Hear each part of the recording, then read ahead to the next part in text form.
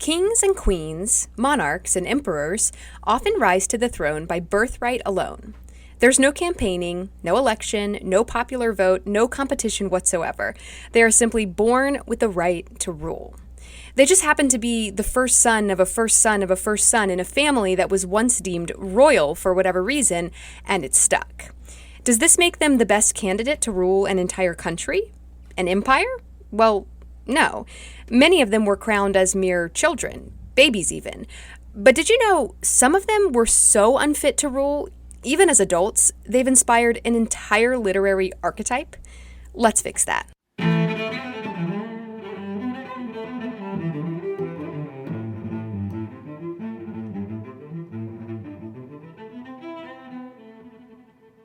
Hello, I'm Shayla Fontaine, and you're listening to History Fix, where I discuss lesser-known true stories from history you won't be able to stop thinking about. This week, we're discussing mad kings, or mad monarchs, maybe I should say, as one of our characters today is a queen, not a king. But regardless of gender, these once world leaders stand out from all the rest for one reason: insanity. Yes, all of these rulers suffered from mental illness during their reigns, which is a problem, obviously, with potentially very serious consequences. I know, quote, mad isn't like a PC term when referring to people who suffer from mental illness, but just let me do it, okay? It has a nice ring to it. All of these people have been dead for centuries. They don't care. Now, I want to be clear here before we get into it. There have been quite a few rulers who were awful humans. Evil kings, I suppose. We're not talking about them. Evil is different from mad. It's like the difference between just a straight-up cold-blooded murderer and someone who successfully uses the insanity plea in court. We're talking about the insanity plea rulers. Mad kings have cropped up so frequently throughout history and left such an impression on us that the character of the mad king has actually become a recurring archetype in literature, movies, and TV. I mean, there's the Queen of Hearts from Alice in Wonderland. You know, like, off with their heads! That one. Shakespeare loved mad kings. King Lear, Macbeth, King Claudius from Hamlet, Henry VI of England, who was actually a real guy. We'll talk about him, don't worry. And then, of course, King Aerys Targaryen, the mad king from Game of Thrones. And there's Joffrey Baratheon, Lannister, whatever, but he's verging more into the evil king category I talked about earlier. I have to mention him, though, because, y'all, Joffrey Baratheon looks exactly like the Roman Emperor Caligula, who is one of our mad kings in this episode, or the actor who plays Joffrey in the TV series anyway. It is wild. You have to check out the comparison I have on my Instagram at HistoryFixPodcast. My mind is blown. Okay, enough fiction. Let's get into the real mad kings, mad rulers that inspired it all. We have to throw it way back to the OG Mad King, Nebuchadnezzar II of Babylon, all the way back in the 500s BC. Nebuchadnezzar II was the second king of the Chaldean dynasty of Babylonia. He is super old, like biblically old. Actually, much of what we know about him comes from the Old Testament of the Bible. He was apparently a very skilled military commander, did a lot of conquering in his day. He's also credited with rebuilding Babylon. He built a defense wall, paved the roads, embellished some temples, cut canals, supposedly created the Hanging Gardens of Babylon to make his foreign wife feel more at home. None of this matters now, of course, because Babylon doesn't actually exist anymore. It was located about 50 miles south of modern-day Baghdad in Iraq. But the Babylon of Nebuchadnezzar's day is no more. I mean, there are a few crumbling ruins there, but not much. So, if you know the Bible story of Daniel in the lion's den, that's how we know about Nebuchadnezzar. After the whole lion den incident, Nebuchadnezzar captures Daniel, and he's like, I had this crazy dream, Daniel. Tell me what it means. And then Daniel interprets the dream for him. And, well, I'm just going to read it to you. This is from the book of Daniel, chapter 4 in the Old Testament. These are the visions I saw while lying in bed. I looked, and there before me stood a tree in the middle of the land. Its height was enormous. The tree grew large and strong, and its top touched the sky. It was visible to the ends of the earth. There before me was a holy one, a messenger coming down from heaven. He called in a loud voice, "Cut down the tree and trim off its branches, strip off its leaves and scatter its fruit. Let the animals flee from under it and the birds from its branches." And then Daniel tells him what it means. You'll be driven away from people and will live with the wild animals. You'll eat grass like an ox and be drenched with the dew of heaven. 7 times will pass by for you until you acknowledge that the Most High is sovereign over all kingdoms on earth and gives them to anyone he wishes. The command to leave the stump of the tree with its roots means that your kingdom will be restored to you when you acknowledge that heaven rules. Therefore, Your Majesty, be pleased to accept my advice. Renounce your sins by doing what is right and your wickedness by being kind to the oppressed. It may be that then your prosperity will continue. So basically, Nebuchadnezzar had a weird dream about a tree, and he asked Daniel what it meant. And Daniel told him it meant he would lose his mind and start acting like a wild animal and eat grass for 7 years until he acknowledged God, and then everything would go back to normal. And apparently, according to the Bible, that's what happened. But also, it might have actually happened. According to earlychurchhistory.org, all significant ancient cities and regimes kept impeccable records of their rulers, their trading partners, highways they built, the cost of all government businesses, etc.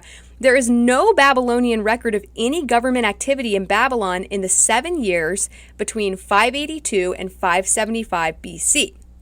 So dude's off tramping around with oxen, and everyone's just like, cool, we'll just chill till you get back. It's all good. Go do your thing.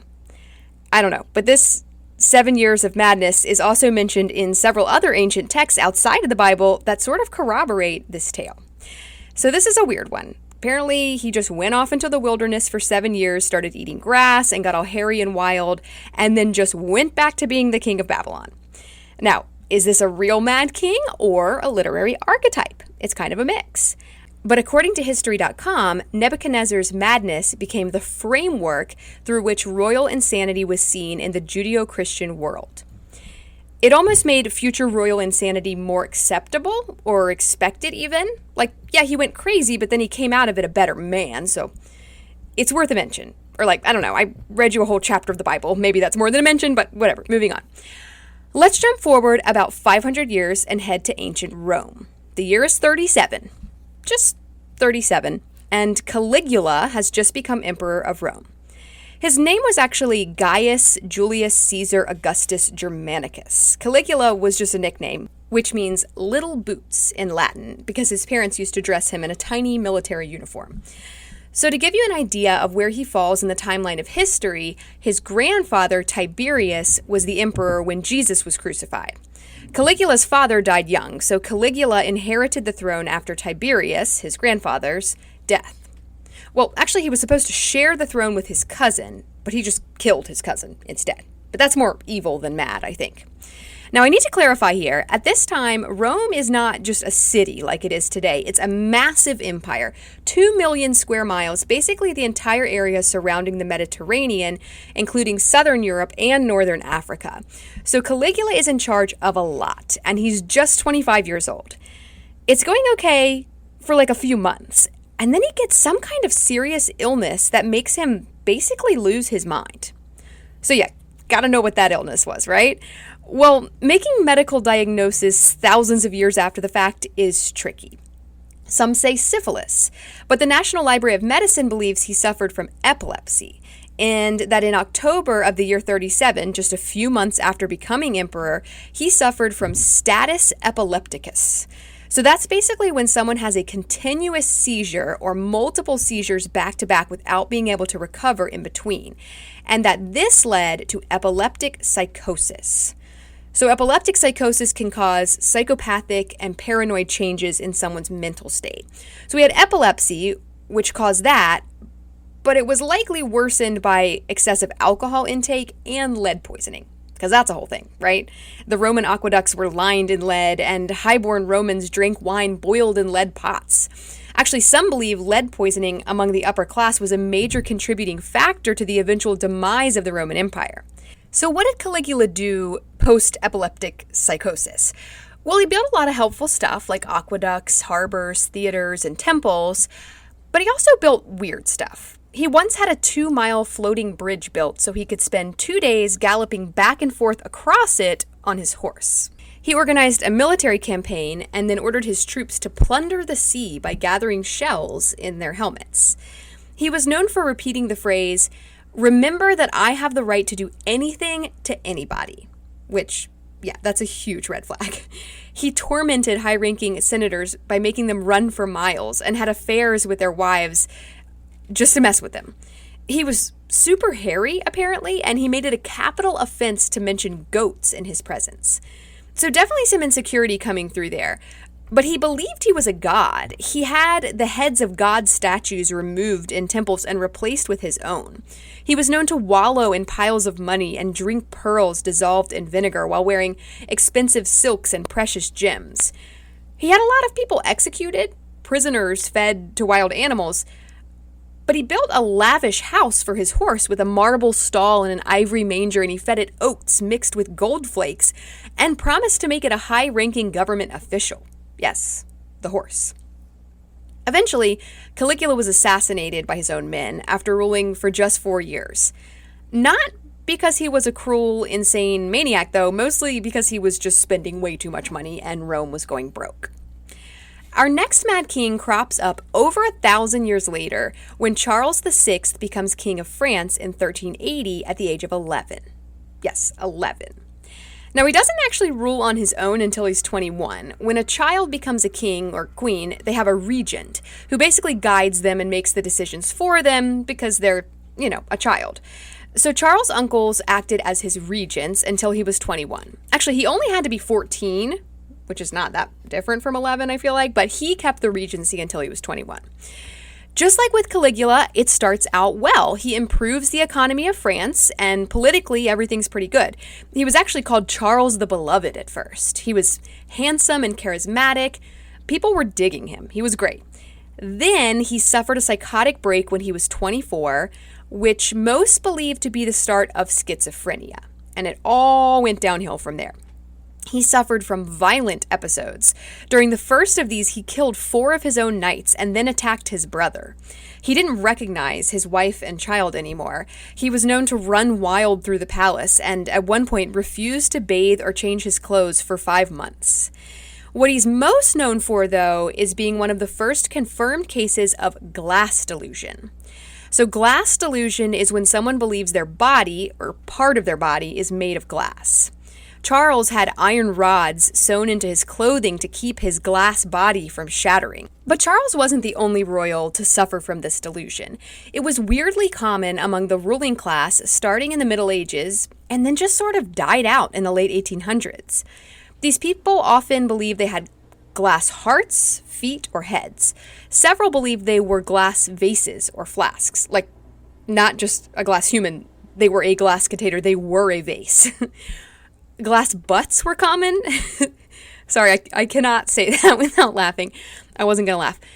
Princess Alexandra Amalie of Bavaria believed she had swallowed a glass piano, like a full-size grand piano made of glass, and that if she moved too suddenly, it would shatter. Most who suffered from glass delusion, like Alexandra and Charles, were very intelligent and well-liked, successful people. It's a weird one. And it's weird to me that it just sort of stopped. I don't know. I'm intrigued by glass delusion.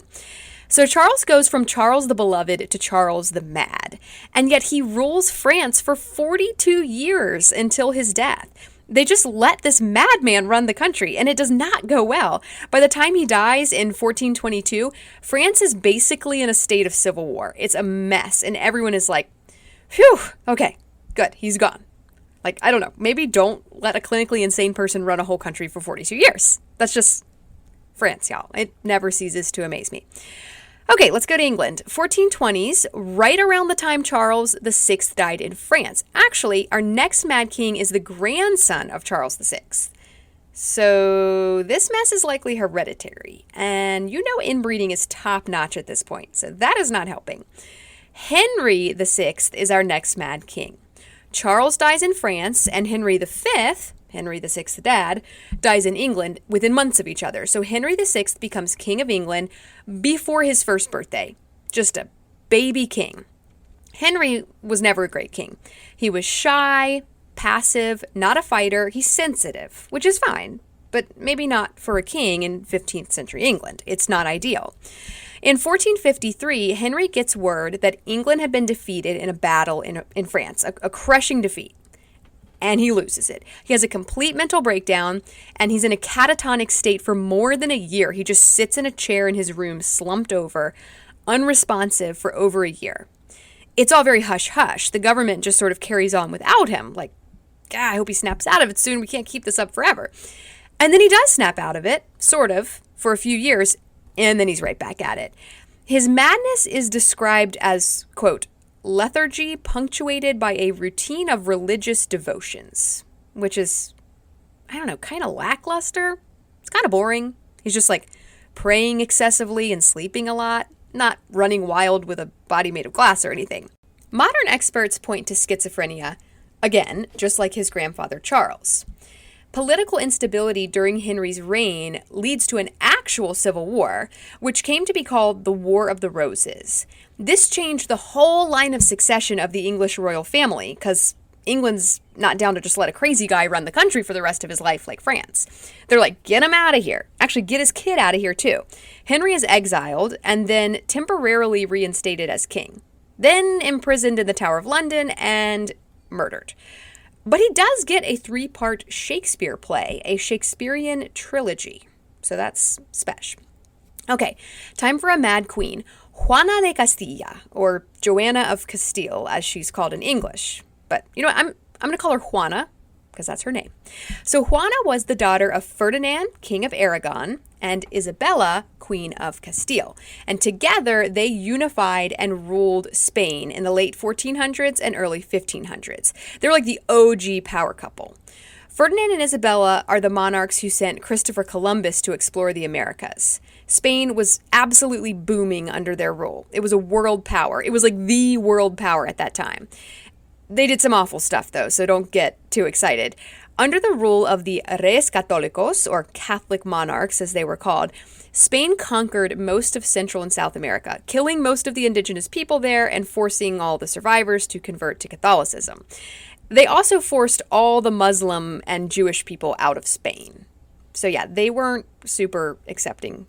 Juana was one of 5 children. Her older sister Isabella was married off to become Queen of Portugal.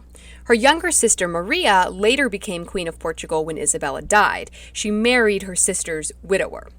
The youngest sister, Catherine, was married off to become Queen of England. She was Henry VIII's first wife, Catherine of Aragon.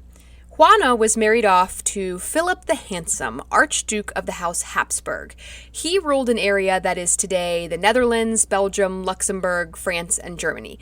So you can see how Ferdinand and Isabella used their 4 daughters very strategically to create political alliances. At this point, they have a hand in almost all of Eastern Europe. They had one son, Juan, who was the heir to the throne of Spain, of course. The 2 oldest children, Isabella and Juan, both die young, and then the mother, Queen Isabella, also dies. At this point, Juana becomes Queen of Castile. Her father is still King of Aragon, but she inherits her mother's title, Queen of Castile. Her father, Ferdinand, is not pleased. He has her declared insane and imprisoned, and he rules Castile in her place. Now, Juana has always been a little unstable mentally, but insane and unfit to rule? Probably not. A couple years later, her husband Philip dies and she loses it. She's kept confined for decades. When Ferdinand dies, she and her son Charles become co-monarchs of Spain, but then Charles keeps her imprisoned so that he can rule on his own. Her own son does this to her. In 1520, a group of rebels frees Juana and declares her sane and fit to rule, but then just changes their minds when she refuses to support them instead of her son. So this one's really sad. I mean, some people believe Juana was actually quite sane, just the victim of power struggles with her father and then her son. They wanted her out of the way, so they claimed insanity and had her locked away for most of her life. So I don't know. I don't know if Juana was actually a mad queen or just another victim of the patriarchy. Our next mad king was undeniably insane.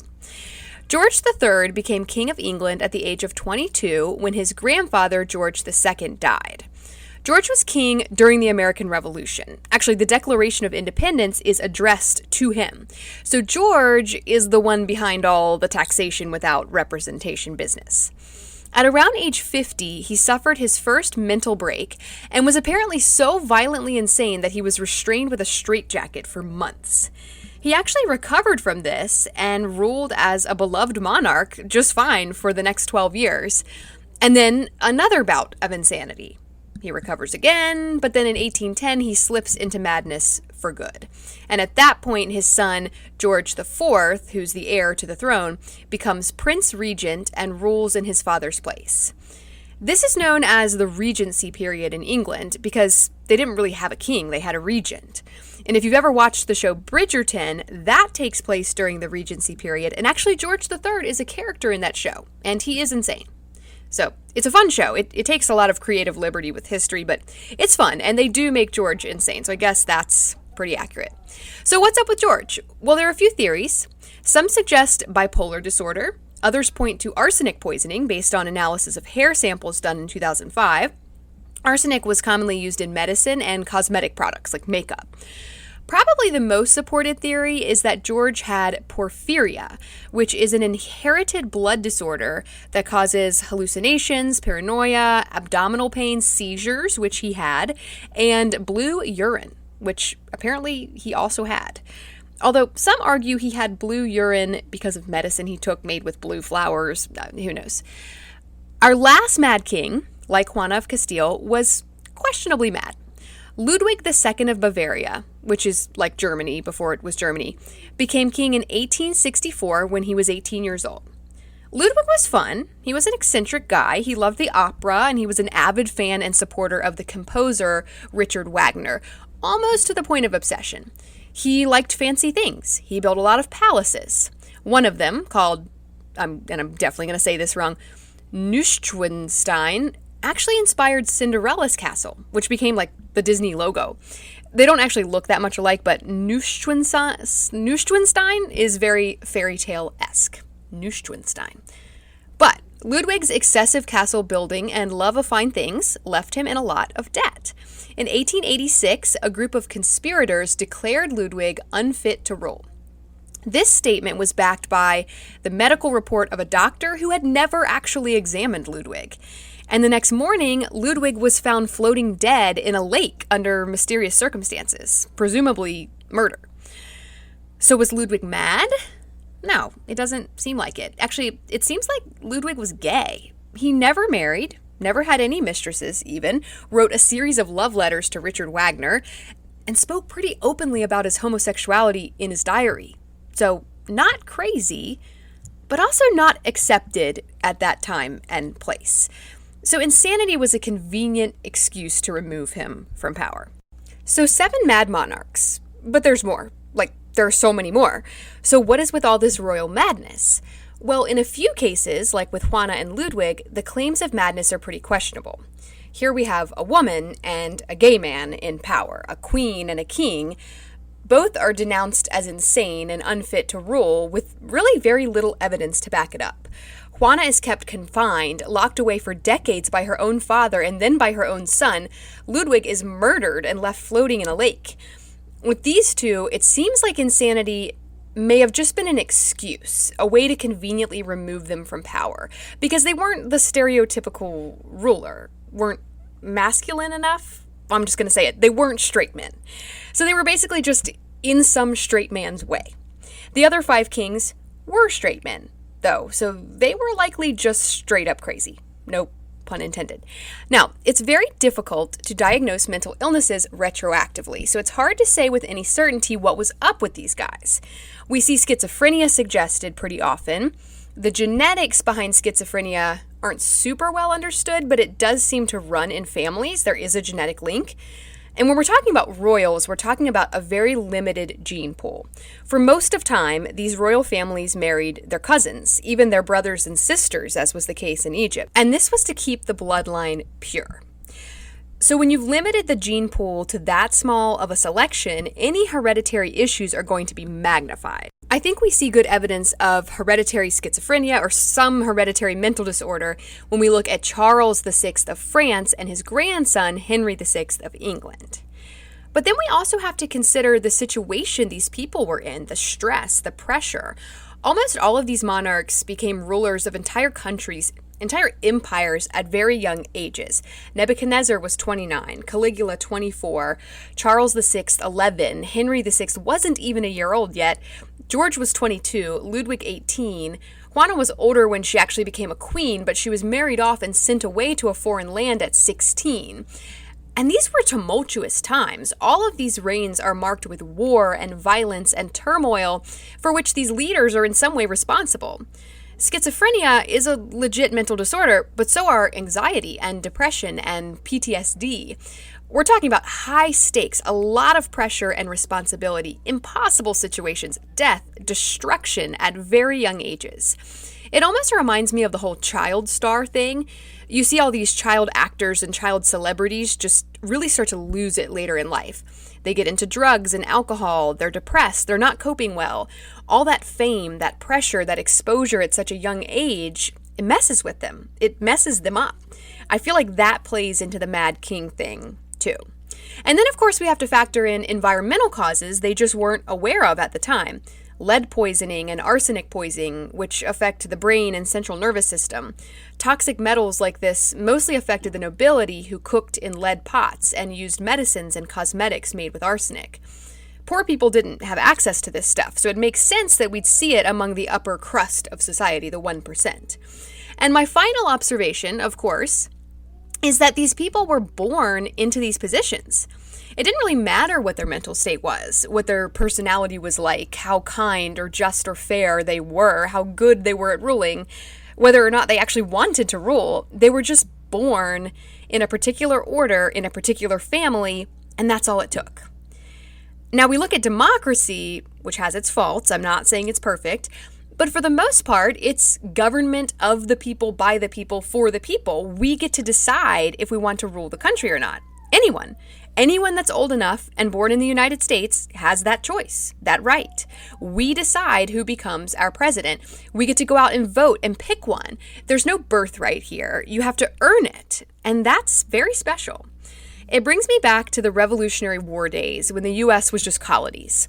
Colonies ruled, controlled by King George III, a man who became king before his first birthday just because his father died, and it was his turn.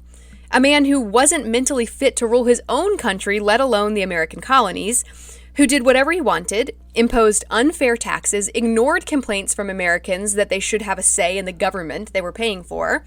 The Declaration of Independence states, "In every stage of these oppressions, we have petitioned for redress in the most humble terms. Our repeated petitions have been answered only by repeated injury. A prince whose character is thus marked by every act which may define a tyrant is unfit to be the ruler of a free people." Unfit is the key word there. And yet the system carries on. Just this month, Charles III was crowned King of the United Kingdom and the Commonwealth of England. And while I know his actual political power at this point is limited, it's still an important and powerful title. He has power. Is he the best man for the job?